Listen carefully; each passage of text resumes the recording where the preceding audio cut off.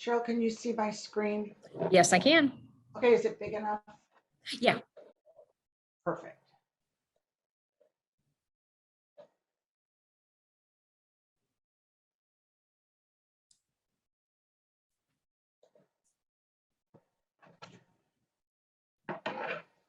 Well, we have 10 people registered. We'll see what that turns out to be. As is always the case. Mhm. It's such a nice day out. Maybe people are out taking a walk. Oh, I hope so. It's beautiful outside. Well, I went out for lunch. Does that count? It does. It does. At least you got to breathe some 60-degree air, right? Right. You know, and where I sit in the building, I don't see a window all day long. You know, it's like and then all around the exterior are offices with windows, but I'm in the middle where all the cubicles are. And so we don't see daylight all day long unless I make a point to go out to lunch, and I don't go out to lunch that often. Right. Well, I'm glad you did today. Yeah. I know this is a weird upcoming week can't believe it's February. Yeah, there was a week or two ago when we went from being really cold to having a nice mid-50s kind of day. And I was so sad that I had back to back to back inside appointments that day. Oh, Like, yeah. ah! Yeah. But that's okay.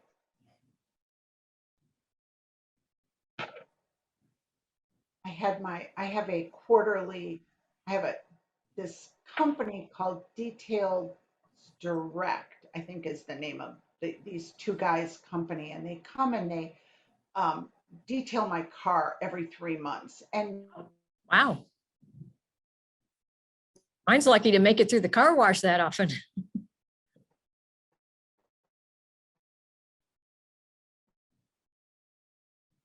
Uh-oh.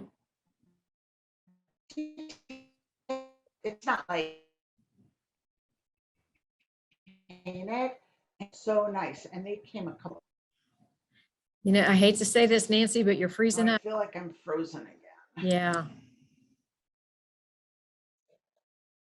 What is going on? Am I still frozen? Not now. Okay. So let me know when I do, and so that I'm not talking for 5 minutes before. You know, could you hear me? Could you hear me say that you're frozen? If you said it once, yes. Okay. Yeah, I only said it once. Okay. Okay, I'll try and give you, you know, I don't know. I hate to interrupt, but you know, I'll try and Sure.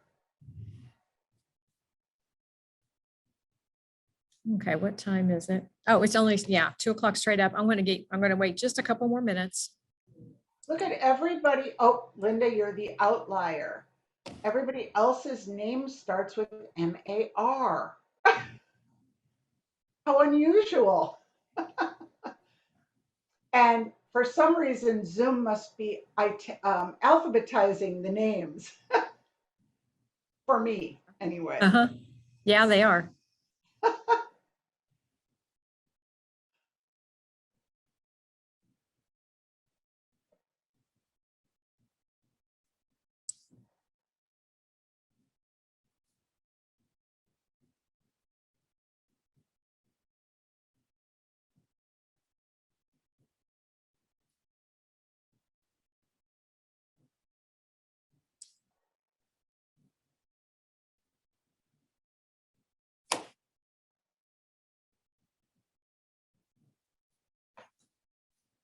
Hmm.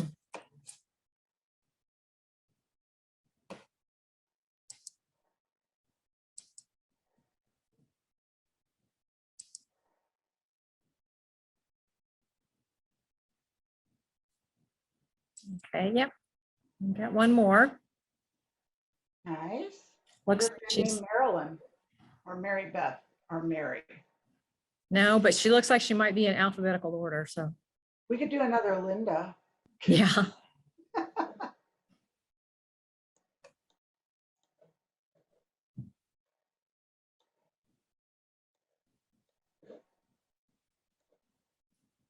Okay, oh, we got, okay, we're getting there. Although I'm not going to wait too much longer.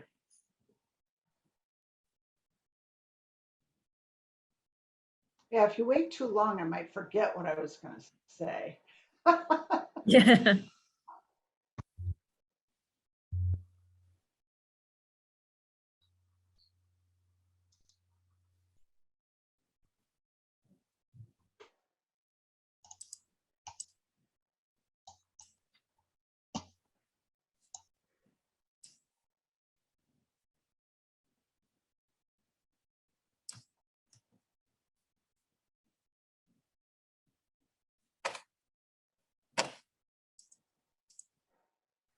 Okay, I think it's 2:03. I think that's time, and it's not like we're not going to let anybody in if they're getting a late start today.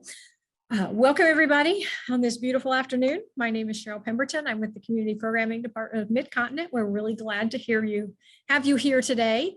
I do have a couple of things I want to get out of the way. First off, if you would just keep your mic muted. I think after 2 years of virtual programming, everybody's got that down. I am going to put a link to a program survey in the chat at the beginning of the program. At the end of the program, we do value your opinion and would love to have you take a minute or two after the program to take the survey. And I also want to share with you some upcoming virtual programs. February 9th, which I believe is tomorrow at 2 o'clock, we have a program, Tea Around the World. That one's a fun one. I've seen that one before. On February 10th at 7 p.m., Mindful Journaling, which I've actually been to that program. It was an awesome program. On February 15th at 7 p.m., we have Lights Out, Everyone. That's a new program to Mid-Continent. And then we have a double header. We have a program on February 17th at 2 and on February 23rd at 7 on Negro League Baseball, the deep roots of African Americans and America's greatest game. So we're offering that one twice, and I'm going to put in the chat just a link to those programs.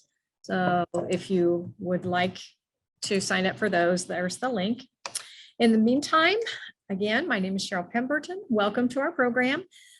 I want to introduce you to Nancy Oglesby. If you've not been to one of Nancy's programs, she's been a presenter with Mid-Continent for many, many years, long before the pandemic. And we will be going back to in-person programming next week. So you want to keep an eye on your local branch of programs, and we have a lot of fun programs from Nancy coming up. Thank you so much, Nancy. I'm going to turn it over to you. Awesome, thank you. So one of the things that I love about teaching this class is that it's less about what change you decide to make and more about how you can make it work for you in your life. That's what I do as a coach. That's my favorite thing, is to help people figure out how to make healthy changes work for them. There's so many books out there about what to do, and there's so little information about how to make it work for you. So I can tell you one thing about creating new habits is that it takes, it is not all about 21 days. I don't know where that 21 number came from, but it is not real. It simply isn't what we need for making a habit. So let's get started. We're going to talk today about awareness, and we're going to talk about what not to do. How about maybe defining success for yourself rather than someone else? I know that there are people who would look at my life, whether it's from diet or exercise or just the size of my house and how I have it decorated, that would think I was not necessarily successful. But what I am successful at is what works for me. And that has been developing systems that work. And then we're going to find, I'm going to make some suggestions and give you some places to start. So the first place to start is your why. And there's a book out there, I'm notorious for not remembering the name of this book, but I think it's something along the lines of Finding Your Why, I do know the author, never forget his name, Simon Sinek. Um, he states that there are only two ways to influence human behavior. You can manipulate it or you can inspire it. And the way to inspire your behavior, which is what your habits are, is finding out why you want to do it. Typically, it is more than wanting to lose weight. There's more behind wanting to be healthy than simply what the number on the scale is. We want to look better. We want to feel better. We're burned out. We want to change our energy level. Because our career or our lifestyle has us burning the candle at both ends. That might be a reason for change. Because it's not all about weight loss, it's about how we feel. Um, Maybe you don't want to get lectured by your doctor again when you go in. Women are notorious for getting lectured by their doctor. I don't know why guys don't get lectures. They need them more than we do most often. But we're intimidated by that lecture. So we either resist going in or we try to make drastic changes. So, what we really want to do is find out why you want to make lifestyle changes, not just because someone told you to, but why. I'm going to focus on three books today. The first is the one by Simon Sinek on how to find your why or how important your why is. And the second one is The One Thing by Gary Keller. And the third book is Atomic Habits by James Clear. And that is the order I read these books in. I read them a handful of years ago, not several, they haven't all been out for several years. But I am positive that they are available through the library. Absolutely drop dead positive. So, Simon Sinek, Something About Your Why, James Clear, Atomic Habits, and Gary Keller, The One Thing. So I will expound on those a little bit more as we go through this. So we want to make a change. Our brother, our uncle, whoever told us that, our sister, our doctor told us that we need to get our cholesterol under control or our blood pressure or we're pre-diabetic or whatever it is that we are. What do we do about it? We tend to go to the library or Google and read a bunch of stuff and find a plan. Oh, this looks like the hottest thing, most likely thing that's going to help me, right? Let's see, what's popular? Gluten free, um, um, all plant based, eat nothing but plants, go vegan, go keto, go low carb. There's all these plans. Exercise this way, this much, that much. And so what do? We develop a plan. And that plan maybe looks something like this. This is one of my favorites. There's all these articles. Every time I turn around, I'm reading an article about morning routines. How many of you have read articles about what your morning routine should look like for success, right? And it's like get up at 5 o'clock and hop out of bed. Don't hit the snooze.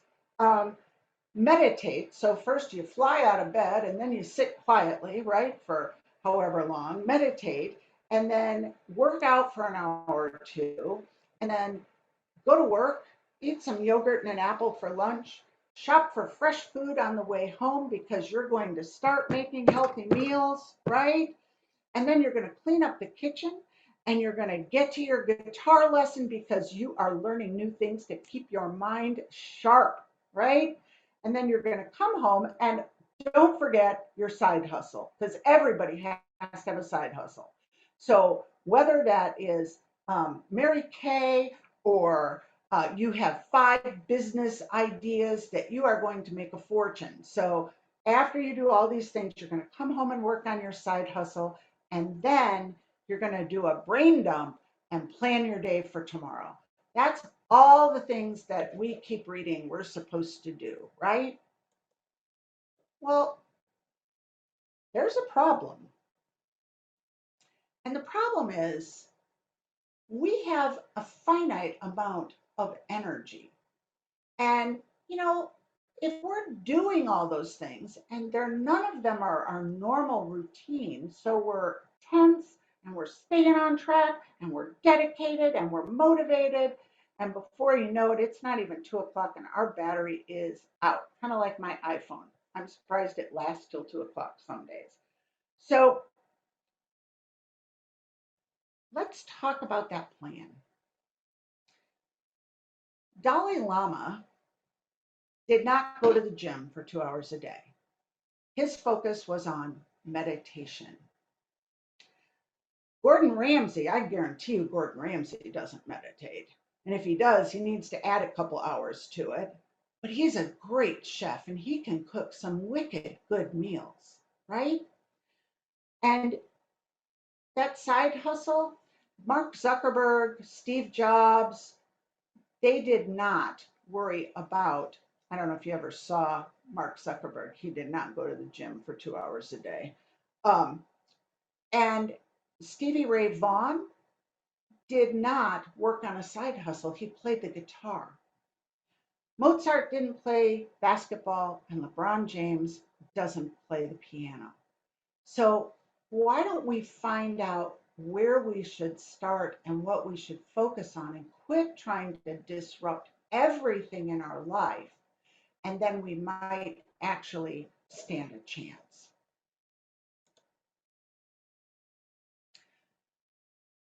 There are solutions out there.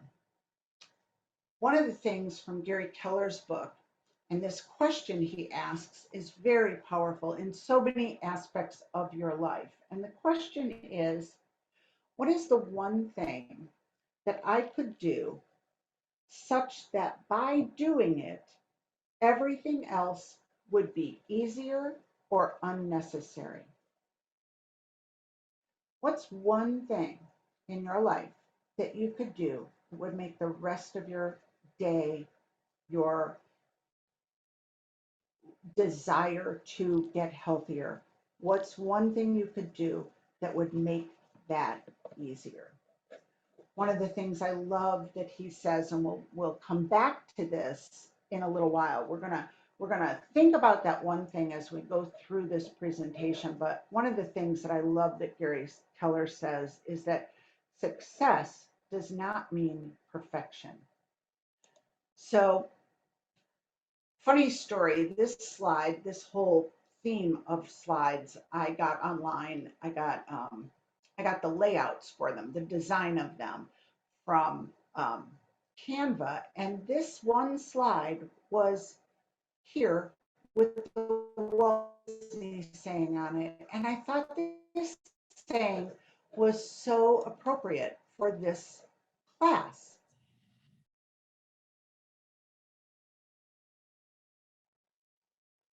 Okay, I unfroze, right? You're good now. Uh-oh. Okay, okay.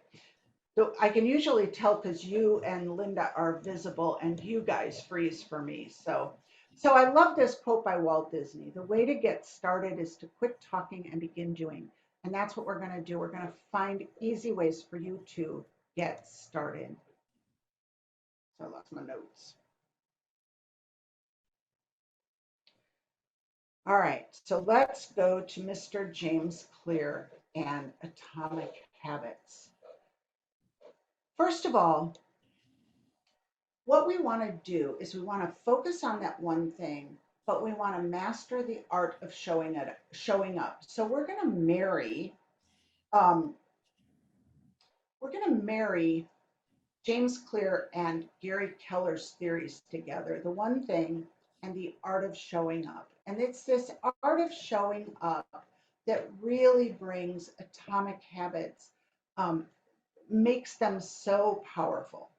So let's say that you have goals for getting healthy that are, um, you want to sleep better. So you want to read before bed each night. Well, first of all, I certainly hope you're not reading Stephen King, but um, that may be a goal that might be a little challenging because you have to shut down your brain from all of the other things that you're doing. You might want to do 30 minutes of yoga and you really haven't ever done yoga before. Or eat healthier. That's a nice vague goal, but it's very common for people to make that goal. You might want to have a bit more decluttered, more organized home, and folding the laundry might be your nemesis. I don't know about you, but when I had kids running around my house, laundry was my biggest nightmare. It wasn't getting it done, it was getting it folded and put away, right? Or you might want to run 3 miles. You might want to um, actually run a marathon one day. So, what Gary Keller says, I'm sorry, James Clear says, is to set your goals so small that they can be done in under 2 minutes.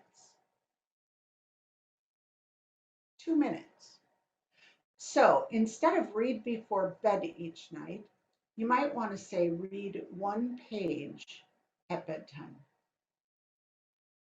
Instead of do 30 minutes of yoga, it would read get out my yoga mat. Has anything like that, simple like that, stopped you? Sometimes that yoga mat thing totally stops me. Um, Eat healthier might become eat an apple a day.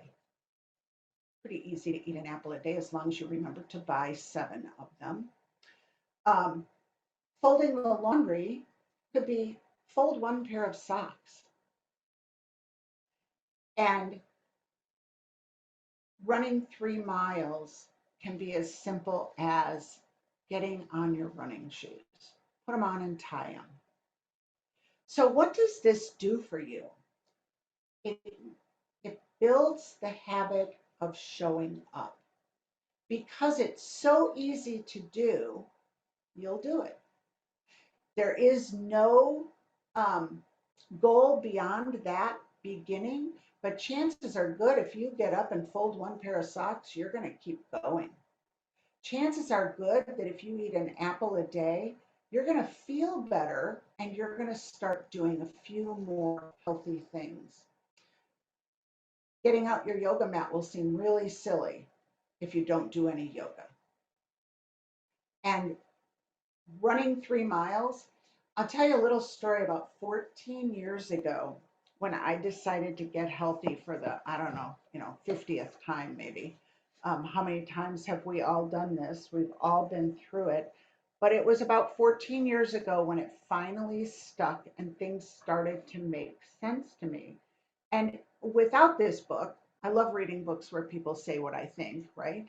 Um, Without this book, I decided that I needed to walk, give myself permission to just walk around the block. I didn't have to go any further. All I had to do was walk around the block. And in the winter, all I had to do was walk to the end of the block because in the winter, it's all about me being cold. And so if I can get myself out the door to the end of the block and know that I can run back home and be warm, chances are good I will step out the door. But guess what? By the time I got to the end of the block, or by the time I got around the one block, I really was feeling pretty warmed up and good. And it wasn't as windy and cold as I thought. I had dressed right, and I went much further.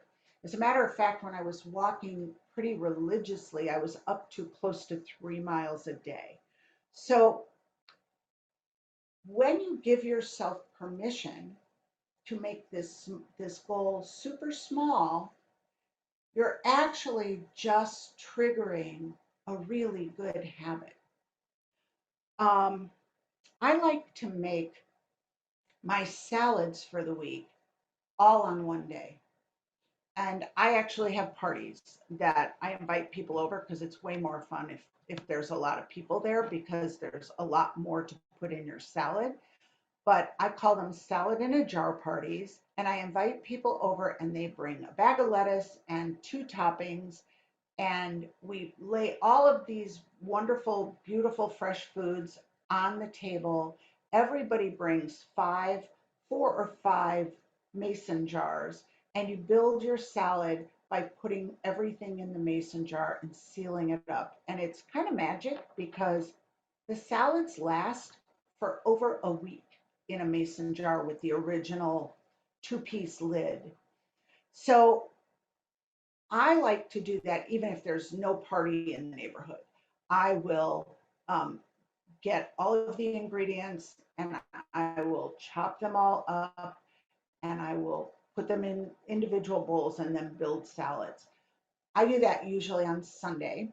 And what makes that so easy for me is that all I really have to do is get the jars out. All I really have to do is have a good audiobook. Again, Midcontinent has an amazing selection of audiobooks. I love it. I use you guys all the time. You have a much bigger selection than any other library around.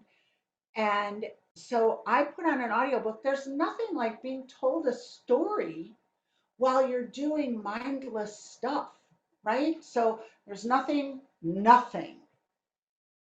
that requires a thought when you're cutting up cucumbers and carrots and peppers and lettuce and whatever else for salad, tomatoes, doesn't require anything. So having someone tell me a story is just great. There are fabulous podcasts out there. Modern, This Is Love is one that I really like. And another one is called Criminal. They're by the same company, I guess. Um, and there's just a ton of, and The Moth. The Moth is a really good podcast if you like to be told stories. So what my habit is picking a podcast or getting the jars out. And I may do that before I even finish, but I know what I'm going to do and it excites me to do it. And I got to tell you, there's nothing better than having a salad ready to dump into a bowl, toppings, everything at a moment's notice. What's the difference between having to get all of that stuff out and cut it up for one salad or get it all out and cut it up for five? You will quit throwing lettuce in the garbage because you'll use it all once a day. So if your goal is to run a marathon, that is a super hard goal. If you are a 5K is a hard goal, right? 10,000 steps is moderately difficult. I imagine if you work at a library, you can easily get 10,000 steps in. There are some jobs that that's not a challenge for, but for any of us who are working from home, I don't know how many of you had Fitbits that or Apple Watches step trackers, but working from home tanked everybody I know's step count because how far is it to get to the kitchen from wherever you're sitting at your desk during COVID? Everybody was working from home, so there was no longer any walking to the bathroom, walking far to talk to a colleague. So 10,000 steps can be moderately difficult. Walking 10 minutes is fairly easy. Putting on your shoes is super easy. So if you want to achieve your goals, break them down.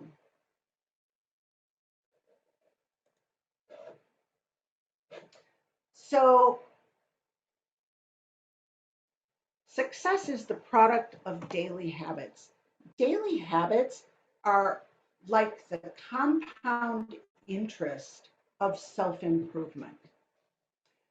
It is not your diminished capacity or your lack of willpower or any of those things that prevent you from making healthy lifestyle changes. You either don't want to or you haven't found the right way to make it work in your life.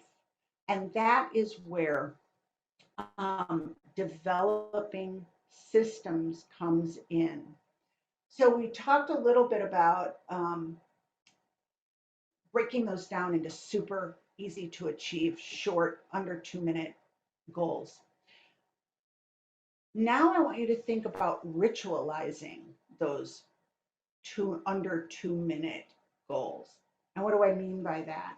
So I have clients who and I have to make a note of this. I do, and several of my clients do what are called the Sandberg stretches. And one of my clients, real smart, and she put a 3x5 card on the top of her coffee maker that said exercise, so that she wouldn't forget. First thing in the morning, what's really, come on, who thinks of exercise when they're making their coffee? But that was something she does every day. That's a ritual that already exists in her day. And so, in order to remember that she was going to add something to it, she gave herself a reminder. And what she did was she started doing the Sandberg stretches while her coffee was brewing, because this was something that happened every morning. It might be that you want to start doing, you want to do 10 push ups a day, whatever it is. You might do that while you're brushing your teeth. I think that's how one of James Clear's habits was. He wanted to do X number of push-ups a day, and he started with one, and he did it when he was brushing his teeth, because that's a ritual, right? We brush our teeth. You might want to read a book before bed. What is your ritual that you do every night before you go to bed, or as you are thinking about winding down? Do you have a set time that you start to wind down? I live alone, and so I have spent a lot of years just when I'm about to fall asleep, I will go to bed. But then I found out that there's this wonderful thing. I will call her Angelique. Amazon calls her something else, but if I say her name, she will respond. So I'm going to call her Angelique, so she will be quiet, because I've tried to train her to not speak, but she doesn't listen to me. Um, I set a reminder, and every night at 9:15, Angelique says to me, "It's time to get ready for bed." And that doesn't mean that I'm going to bed at 9:15. It means that I'm turning down the lights, I'm turning off the television, I'm getting rid of the electronics, and I'm reading a book. I'm doing a few things in the kitchen to get things settled. I'm programming my coffee. What is your bedtime routine? If I wanted to read before bed every night, I think that my read one page would follow a reminder by Angelique to get my book out. It may be that the book is right by your bed, and that's easy for you. I don't have a spot for one, but that might be a way for you to remind yourself that you wanted to read before bed. You might have just a bedtime reading book. I know several of my clients have found books that are lighthearted and calming. They're fun. I wish I could remember the name that one person told me, and I can't remember the name of the series she read. It was some kind of a prayer group series or something. Anyway, can't remember the name of it, but it was a very light-hearted, uplifting series. And she loved reading those before bed, and that was the only time that she read them. So, what are some things that you would like to do? So, James Clear talks to us about why these small habits work. And I want you to think about this when you think about something you might want to change. So let's say that you wanted to eat healthier, that was your number one goal, was to eat healthier, and that um, it was because you've always thought of yourself as a healthy person. You're getting a little older, and your doctor is a little disturbed by your weight gain, and your blood pressure. And so that is in conflict with how you see yourself. You've always seen yourself as somewhat healthy and interested in having a healthy, active lifestyle. And this new vision of you that your doctor mentioned just doesn't fit. Well, when you decide to make healthy choices and you break them down into these small pieces, every time you get that apple out of the fridge and set it on the counter, or every time you put together a little snack pack of nuts and raisins for your drive home from work, it reinforces who you want to be. I love that. Think about that. Is all day long, when we're not doing things that are good for our health, we are, every time we eat a candy bar or drive through a drive through or eat like pizza or fried chicken or drink a Coca Cola, we are well aware that we are beating ourselves over our heads for doing it, that we are not eating the way we know we should, right? There's a lot of shoulds in today's wellness world.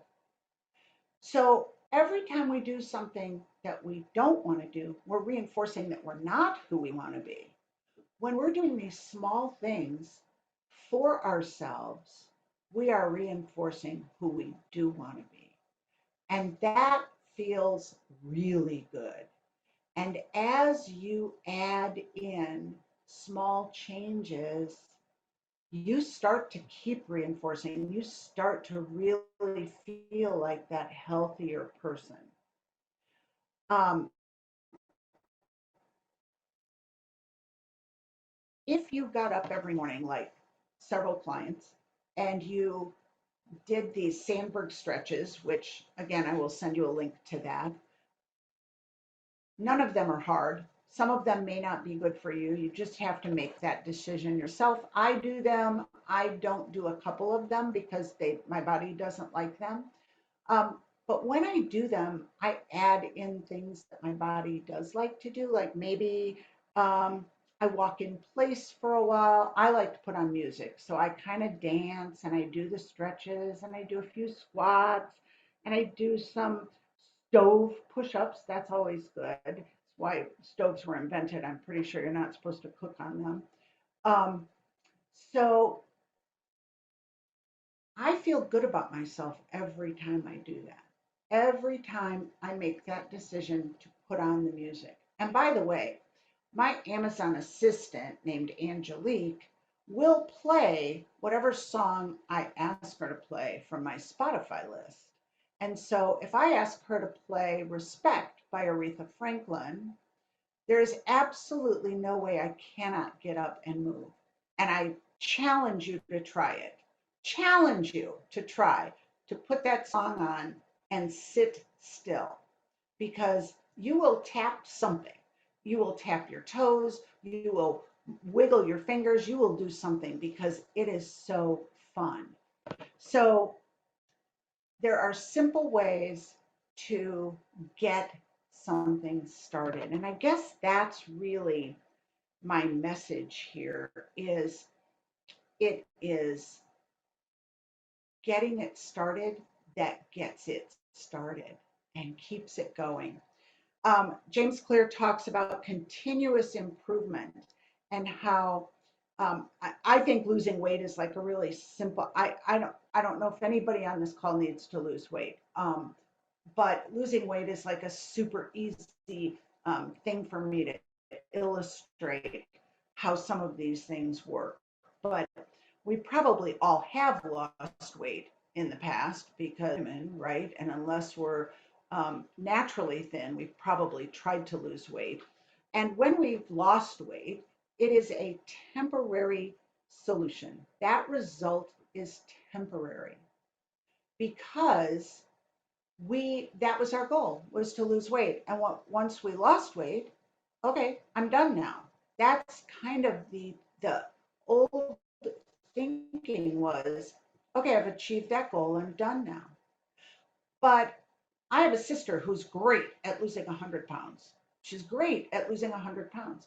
And then 2 years later, she puts it back on.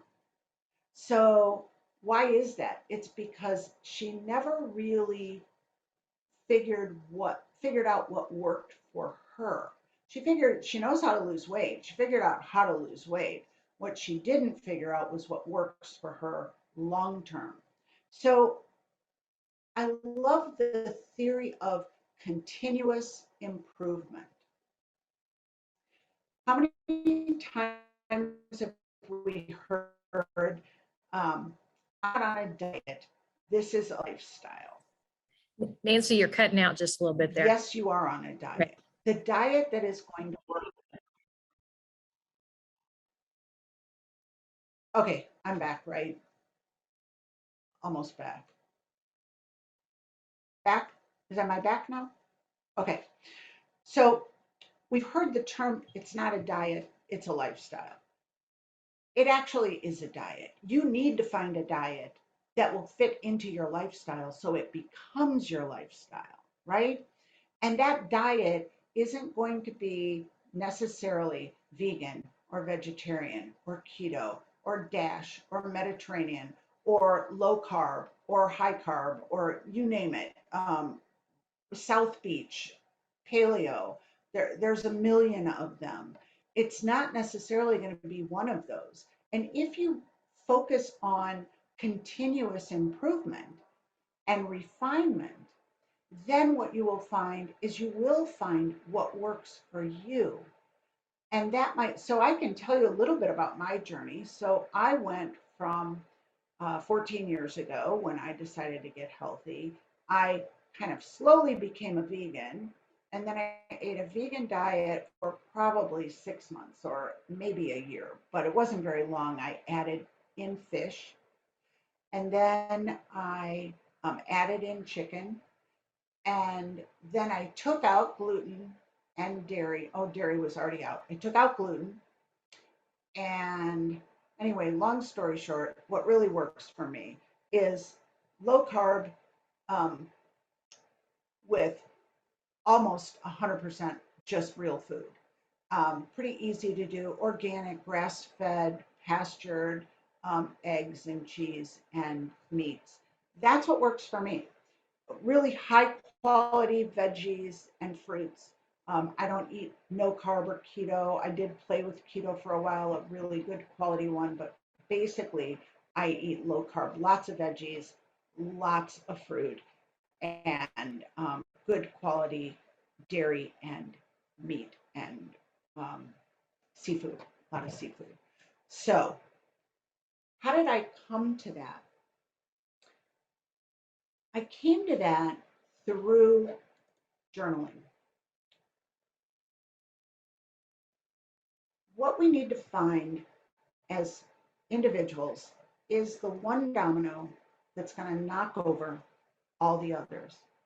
And I guarantee you that you are not going to have it happen in a really pretty, lovely way, like these people who set up tens of thousands of dominoes and they all run in this beautiful thing. And we love to watch the video of them. That is not how life changes work. But you need to find that domino. And you can pick anything now. You can pick eating an apple a day. I think that that's one of the easiest things for people to do, and it's got a really big payoff. And it doesn't have to be an apple. It can be a pear. It can be a peach. It can be whatever fruit you want it to be. It can be what you want. But an apple is pretty darn easy, and there's a million different kinds. So, um, and there's so much nutrition in an apple. And this is one of the first things I recommend to clients is eat an apple a day. And they come back and every once in a while, one of them will say, that's the only change I made in the last couple months and I feel better. And I'm like, well, yeah, because you're getting some nutrition, some really good nutrition on a consistent basis. So maybe you graduate from an apple a day to an apple a day plus a salad a day.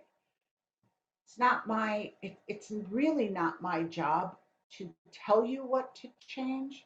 It's really, I feel like it's my job to help you figure it out and give you tools for that. So here's how I became a health coach, and here's how I figured out what works for me. And I still use it to this day. 14 years ago, actually before that, probably about 15 years ago, I started journaling, and it was accidental. I was reading a book that said we are not trained to um, to read about motivation and positive thinking.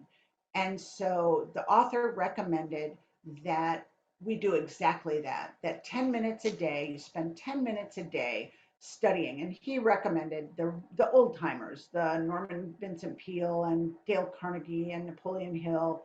And aside from the fact that they were all, of course, men speaking to men, which can be really annoying in today's day and age. Go read one of those books. You'll see what I mean. Um, I cannot sit and read something like that without either taking notes or writing in the margin. It's thought provoking and it really makes you think about your life. And so I started journaling. I had been setting my alarm 10 minutes early so I could get up and do this. That was his recommendation.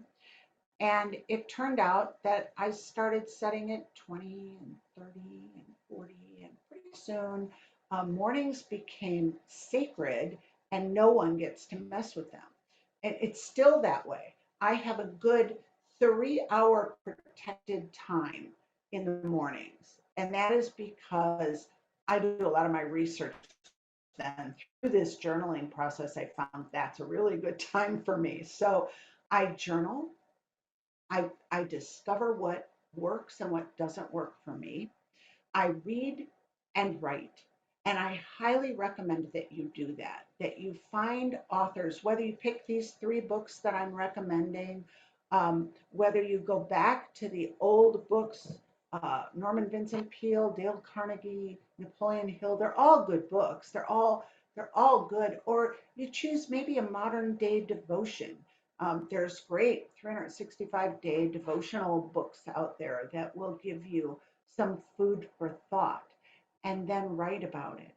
My journaling hack, I do teach a class on journaling, and my journaling hack, and it took me years to figure this out, was every single morning, I write the day, the month, the date, and the year in longhand across the top of the page.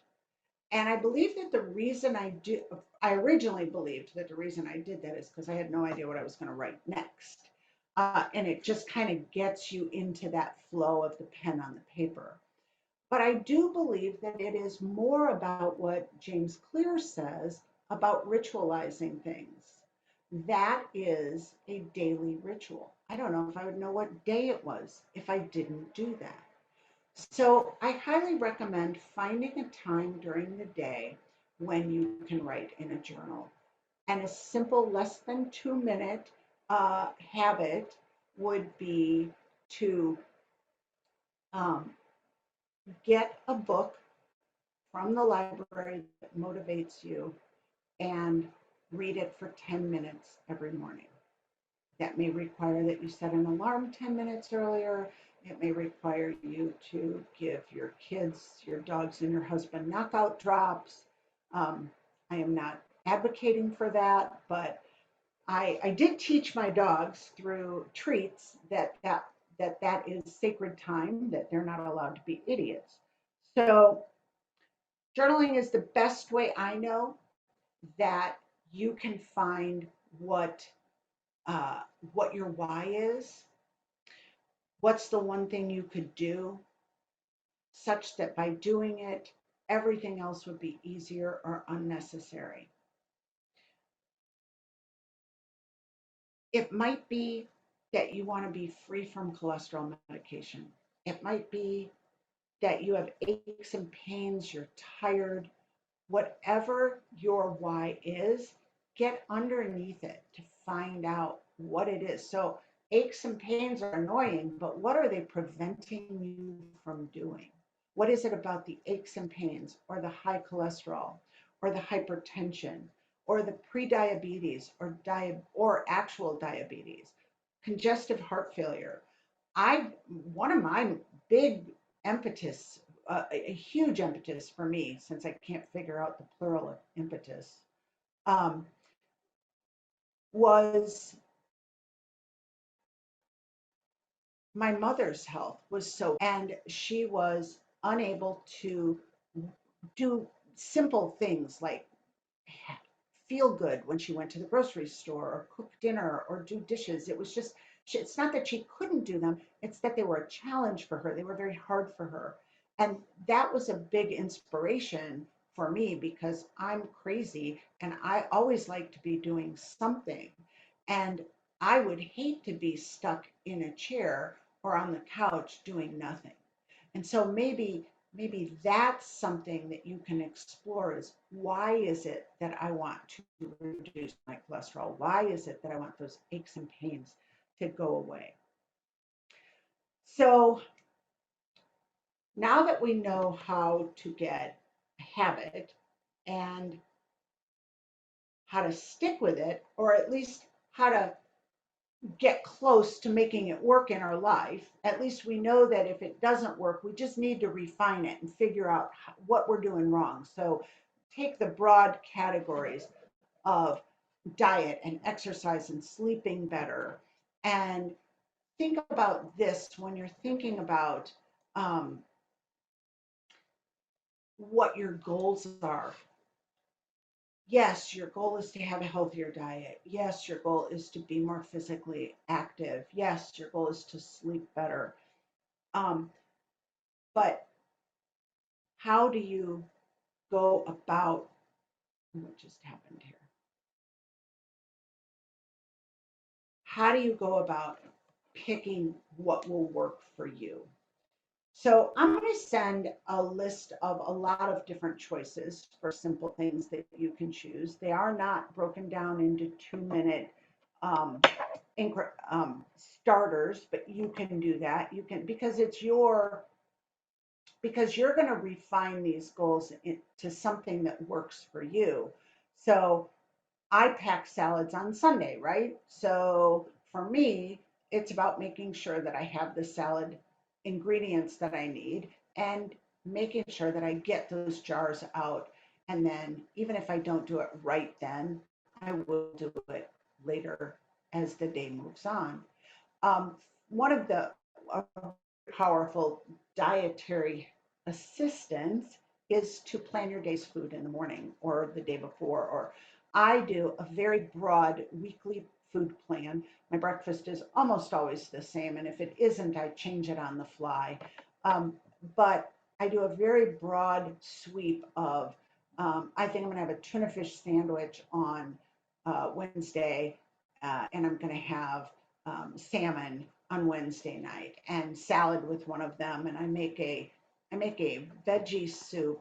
Let me give you my really quick veggie soup hack. So Better Than Bouillon has a something roasted onion bouillon. It's in a jar.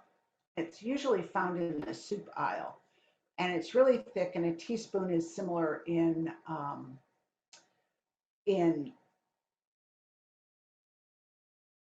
preparation as one bouillon cube. So I will take a teaspoon of that roasted onion bouillon and a cup of water, and I will throw a cup and a half of broccoli and cauliflower in there, a little bit of corn, maybe some peas, right in the middle of, right before I make the rest of my lunch or dinner. And I have almost every day that is my lunch. It's like something like a sandwich and a bowl of that soup, especially in the wintertime because it's really warming. So I don't know where I was going with that. So planning your day's food. Sorry, got lost in my soup. So planning your day's food. So my lunch or my dinner has a salad or soup in it almost every day. So what tends to change is the protein. I am a really simple cook. I used to cook big meals for my family, and I don't have to anymore. And so I will cook a chicken breast or organic chicken wings or salmon or a grass-fed steak in my air fryer, and then I will have a salad, and I'm a happy camper. So planning the day's food, if you like a lot of variety, then it's more work for you to plan your food. And that's no big deal. If you want to plan your food, just put in the main course and then during the day, fill in the blanks. And then you've got an idea of not only what you're eating, but how much you're eating and how much to buy. Um, in every one of my classes, if anybody's ever been in one of my classes, probably even in the journaling class, I talk about putting together nuts and fruits for a snack.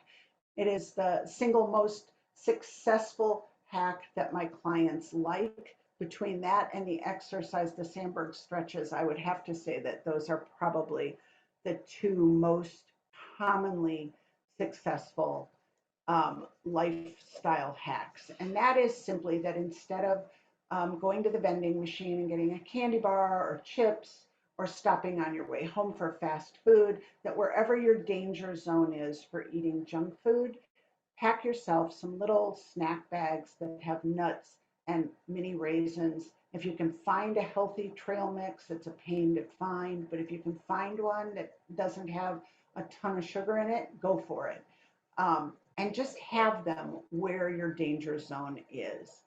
Um, we talked about turning on music and dancing, walking the dog. One of those 2-minute hacks can be just getting the leash out and putting it on the door. Of course, if I did that, I'd have to walk the dogs because as soon as they see their leash, they've lost their minds. Might be kind of fun once in a while to mess with them.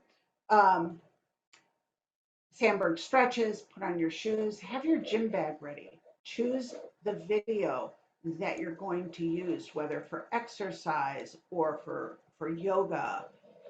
Um, Sleep, again, set a reminder to turn off the lights, do a brain dump. Those are great.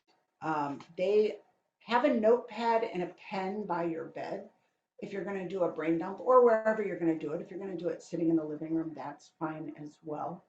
Um, let's see, but show up. This is all about building the habit of showing up. And if you are like me, if you are like my client that set the little card there that said exercise, if you need something to remind you to do it, do it. Write on a 3x5 card. Tonight's the night that I'm going to soak in Epsom salt so that I can sleep tonight. Epsom salt has magnesium, and you absorb that magnesium through your transdermally through your skin. And so magnesium is a natural calming agent. You've probably heard of the product Calm. It is a drink and it is designed for people to have before bed. And so, and it's a magnesium based drink. It's really lovely, by the way. Lavender essential oil in your dryer is a nice way to scent your linens. That will help you sleep. Let's see, what are some other things?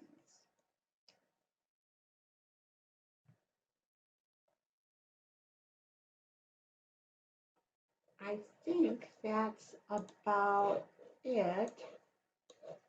Again, success doesn't mean perfection. And what Keller said plays so strongly into what Clear says um, about continuous improvement. And I think, unless you guys are 25, that's kind of why you're here, is that you're always looking for new information that might move you forward to be the person that you want to be, to fulfill that, you know who you want to be. And so everything that you learn, you may have learned nothing, but I guarantee you that something in here, just a kernel, spoke to someone, or it will. There's seeds that are planted, and it may even be as simple as success doesn't mean perfection. So, with that, if you have any questions, I would love to answer them for you.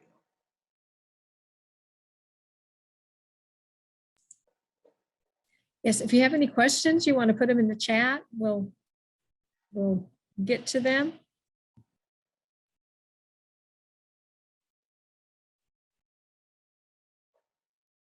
I do want to remind everyone we have our survey link in the chat if you have a few minutes after the program. I want to remind everybody to come see me in person. It's so much more fun.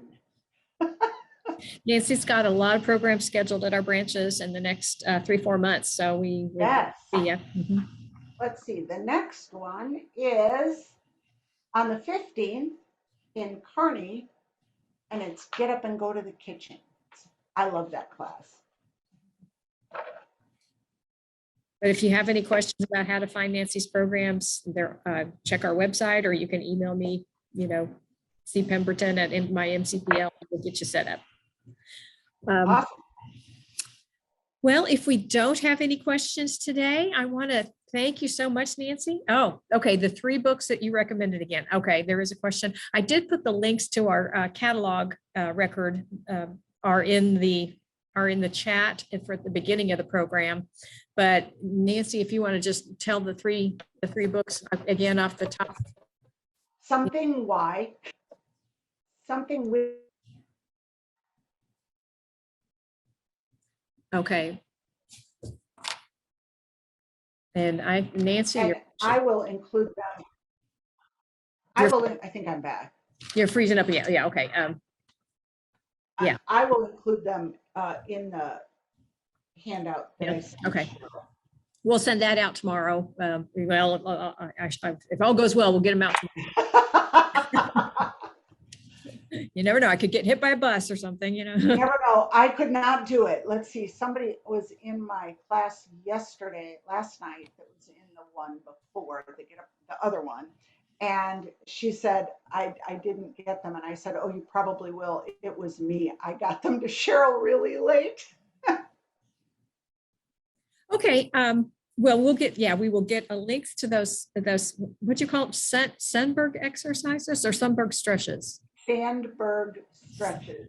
Sandberg stretches, and we'll get the catalog links so you can check out our books. I wonder if they're available on audio. Sandberg stretches are not available that way. It's only on YouTube. Oh, okay. I will get you the link. They're okay. Okay. All right. Okay. Well, I want to thank you all for coming today. Mary. Yeah, there we go. Thank you all for coming today, and keep an eye on our upcoming schedule, and we will be looking forward to see you all in person very shortly. I wouldn't say good night. Good afternoon, everyone. Enjoy your evening. Bye. Thank you. Bye.